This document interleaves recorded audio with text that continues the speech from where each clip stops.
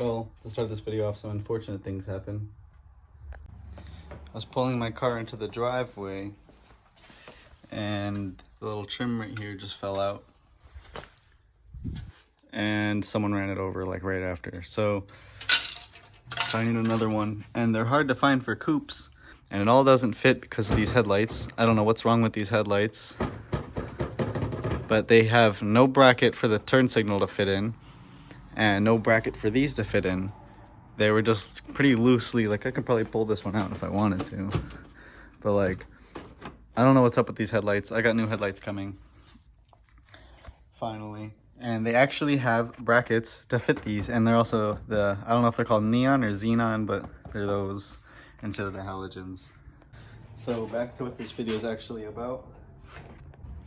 So a while ago I had a problem with my window motor. Obviously that one works, but this one doesn't work. The back window does. So I actually thought it was the motor or the regulator, and then I diagnosed it thinking it was the motor, but actually here's the switch. So supposedly there's a piece in this switch that'll break, and you can kind of tell this one isn't working properly. It's kind of difficult to see, but like the switch is like bouncing up and down in there.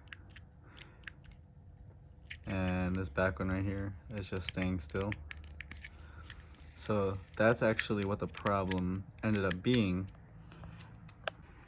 So I grabbed this switch from the junkyard. The back one works, so now we're gonna find out what the front one works by re-plugging in the motor, because if you didn't watch last video, all I did was unplug the motor. That way the window couldn't roll down or up. That way I wouldn't have an issue, because when I tried to roll the window up, the window would go down. When I tried to roll the window down, it would go down.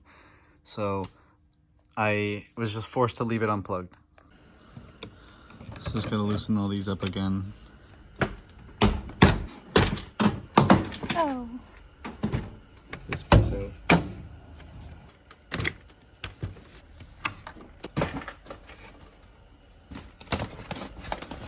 Alright, so here's the window motor. And I'm just gonna plug this back in. Test it, roll it down. Roll it back up. Beautiful. So they were right. It was just a window switch. That's fucking whack. Beautiful. That was the easiest. That probably was the easiest job we'd done on that. Because you gotta hold it in a weird spot. You gotta think about it. Oh, it is. If this falls in, I'm not putting it in. I'm not gonna take the door card back out to shake this bolt out. Don't tighten them too much. You tighten them too much, they never come out again. And from the factory, I think they're only like 10 Newton meters. Which, if you don't know, 10 Newton meters is, well, I could do more with my hand. So that's probably 10 Newton meters right there. Milwaukee, what would we do without these tools? This is just kind of weird. I finally get to roll my passenger window down. And it goes up on its own. Auto down, auto up. And the nice about BMW, they've always had that feature, auto down and up. When you still get in 2018, 2019 Dodges, Chevys, and Fords, and they still only have auto down on just the driver door window.